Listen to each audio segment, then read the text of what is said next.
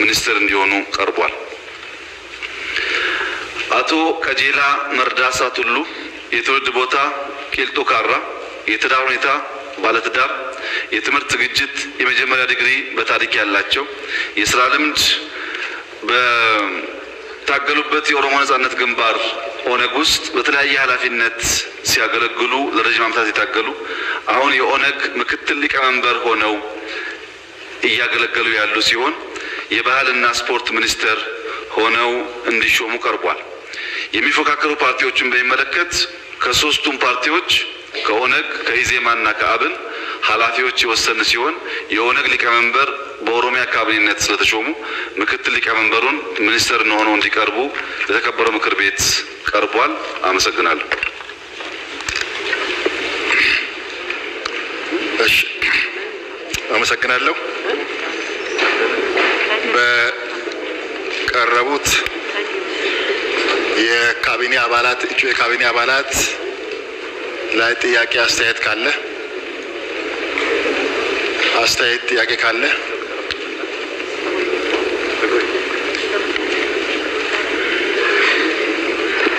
አመሰግናለሁ። የተከበሩ አፈ ጉባኤ፣ እኔ ሀሳብ መስጠት የፈለኩት በመጀመሪያ ራሴን ላስተዋወቅ። ወይዘሮ ታለፍ ታወቅ እባላለሁ። የሞረትና ጅሩ ወረዳ ህዝብ ተወካይ ነኝ፣ አማራ ክልል።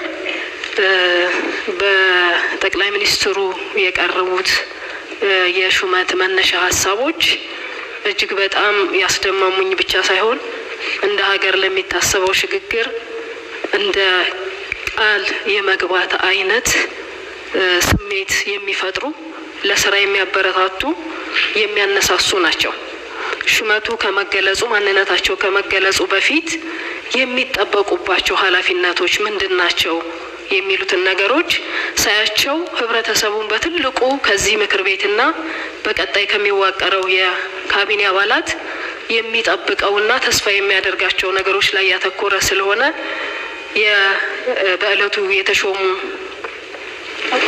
አመራሮችም በእርግጠኝነት ይህንን ተስፋ እውን ሊያደርጉ በሚችሉበት ደረጃ ላይ ያሉ ናቸው ብዬ ተስፋ አደርጋለሁኝ። አመኔታም አለኝ። አንዳንዶቹ ከነበራቸው የስራ ልምድና ለሀገር ካገለገሉባቸው ትጋቶች ቆይታዎች አኳያ ሲታይ በቅንነት ሀገራቸውን ለማገልገል ይወጡ ይወረዱ በርከት ያለ ድካም ጊዜ ወስደው የሰሩ በመሆናቸው አወቃቀሩ ላይ እኔ በጣም ጥሩና የሚያበረታታ ብቻ ሳይሆን ለቀጣይ ሊያሻግረን በሚችል ደረጃ ጥሩ ነው ብዬ አስባለሁ። ምክንያቱም የስራ ትጋት ነው ዋናው፣ ቅንነትና ታታሪነት ለስራ ያለው ትጋት ስለሆነ የቀረቡት ሰዎች ትጋት ያላቸው ናቸው።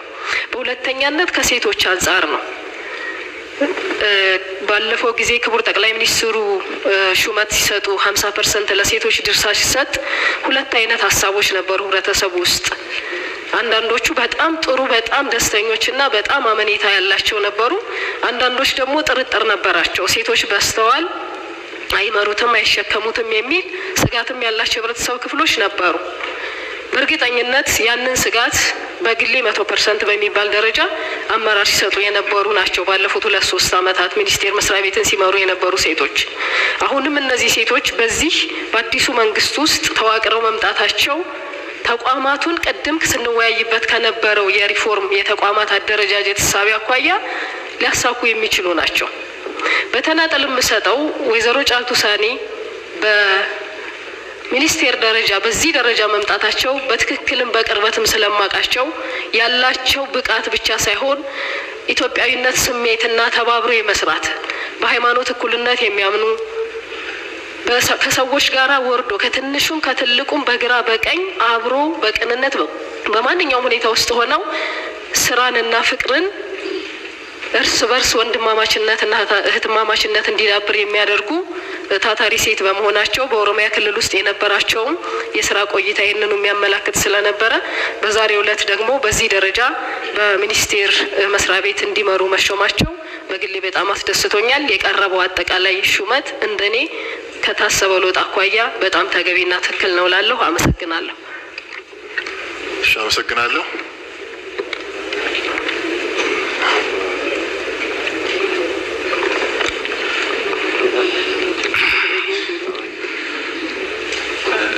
አመሰግናለሁ። የተከበሩ ክቡር አፈ ጉባኤ፣ የተከበሩ ክቡር ጠቅላይ ሚኒስትር ዶክተር አብይ ዛሬ ለሚኒስትርነት ያቀረቧቸው አመራሮች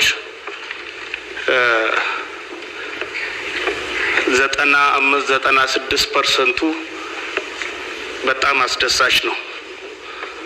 በእውነት ለመናገር ጠቅላይ ሚኒስትራችን ለኢትዮጵያ ሕዝብ የገቡትን ቃል በተግባር ያሳዩ፣ አደርጋለሁ ያሉትን በማድረግ ሕዝብ ያስደመሙ ናቸውና ሚኒስትሮቹን በሚመርጡበት ጊዜ ያሳዩ የተናገሩት 3 ነጥብ ውስጥ ትልቁ እና የመጀመሪያው ሌብነት የምትለዋ በጣም አሳሳቢ ነች። አንዳንድ ሾልኮ የገቡ ሚኒስትሮች አሉ የሚል ስጋት አለኝ እና እነዛ ሾልኮ የገቡ አሉ የሚል እምነት ስላለኝ ነው፣ መረጃውም ስላለኝ ነው። የተከበሩ ጠቅላይ ሚኒስትር በፈለጉ ጊዜ ተጨባጭ መረጃዎችን ሌሎች ጊዜ ልሰጣቸው እችላለሁ እድሉን ከሰጡኝ። ግን እንደ አንድ ህዝብ ተወካይ ዛሬ አቃፊነታቸው ነው። በእውነት ጠቅላይ ሚኒስትራችን የኢትዮጵያ ጠቅላይ ሚኒስትር መሆናቸውን፣ ተቃዋሚ ፓርቲዎች የኢትዮጵያ ልጆች መሆናቸውን፣ አመራሮች የኢትዮጵያ ልጆች መሆናቸውን በዚህ ሁኔታ በዚህ መልኩ በዚህ ስልጣን ውስጥ አኳታቸው በሚኒስትር ደረጃዎች ሁሉንም ፓርቲ ማካተታቸው እውነትም የጠቅላይ ሚኒስትራችንን አቃፊነት፣ አካታችነትና ኢትዮጵያ ከፍ ብላ እንድትታይ ለማድረግ ያላቸውን ቁርጠኝነት ስለሚያሳይ ሙሉ ለሙሉ እኔ ደስተኛ መሆኔን ለመግለጽ አስተያየቴን ለመስጠት ፈልጋለሁ። አመሰግናለሁ። እሺ፣ አመሰግናለሁ። እሺ፣ አመሰግናለሁ። ስሜ ዶክተር ትግስት ውሂብ እባላለሁ። ከአዲስ አበባ ንፋስ ስልክ ላፍቶ ክፍለ ከተማ ምርጫ ክልል 19ን ወክዬ ነው የመጣሁት። ቀደም ሲል የተከበሩ ምክር ቤት ያቀረቡትን ሀሳብ በጣም እደግፋለሁ። ብልጽግና ስንል ያው መነሻችን መደመር ነው እና የተቃዋሚ ሲወዳደሩ የነበሩ እጩዎች እድሉን ባያገኙም በዚህ መጠቃለላቸው በጣም ወሳኝና ጥሩ እርምጃ ነው። በዚሁ አጋጣሚ ክቡር ጠቅላይ ሚኒስቴርን በጣም አድርጌ አመሰግናለሁ። ብልጽግናችን መደመር ነው። ግን ምንድነው ብዙ አስተያየቶች አሉ። በተለይ ከኢዜማ ጋር እኛ ብልጽግና መዳረሻ ስንል እነሱ አሁን ነው መበልጸግ ያለብን ይሉን ነበረ። በቀጥታ የሰማሁት ነው። በተለይ ከፕሮፌሰር ብርሃኑ ነጋ። ይሄም አልፈርድም፣ ሙያቸው ነው፣ ኢኮኖሚክስ ነው እና አጠር አድርጌ መስጠት የምፈልገው ከሙያዊ ነው። ፕሮፌሽናሊዝም የሚል ኮንሰፕት ሁል ጊዜ ያንገበግበኛል እና መነሻዬ ኢዱኬሽን ነው። ፈርስት ዲግሪ ለምሳሌ ፔዳጎጂካል ሳይንስ ይባላል። ፒኤችዲ ደግሞ ካውንስለር ኢዱኬተር ይባላል። እኛ እንደውም ሌላም ባልደረባለች እዚህ ዶክተር ማስተዋል ትባላለች፣ ኢንስትራክተር ቲቸር እንዳሉ ነው የምንሆነው። ግን ዊ አር ኢዱኬተር እና ሌንሴ የምሰጠው ከኢዱኬሽን ፐርስፔክቲቭ ነው። ከተቃዋሚ ኢዜማ በሚዲያም ከሰማሁት በጣም ኤክስፔክት አድርጌ የቱ ጋር ቢመደቡ ጥሩ ነው ከሙያቸው እያልኩኝ ነበር እና ሲፎካከሩ ለምሳሌ ስለ ውጭ ጉዳይ ፖሊሲ በጣም ሲያወሩ ስለነበረ እሱን ዊሽ አድርጌ ነበር፣ ምንም አልዋሽም። ከዛ ደግሞ ከኢኮኖሚክስ ወደ ገንዘብ ሚኒስቴር፣ ኤዱኬሽን ግን እኔ ካለኝ ማለት ሴት ነኝ፣ አዲስ አበባ ተወልዶ ያደኩ ነኝ። ኤዱኬሽን ሁል ጊዜ አትፍረዱብኝ፣ ይህን አስተያየት ብሰጥ በጣም ያንገበግበኛል።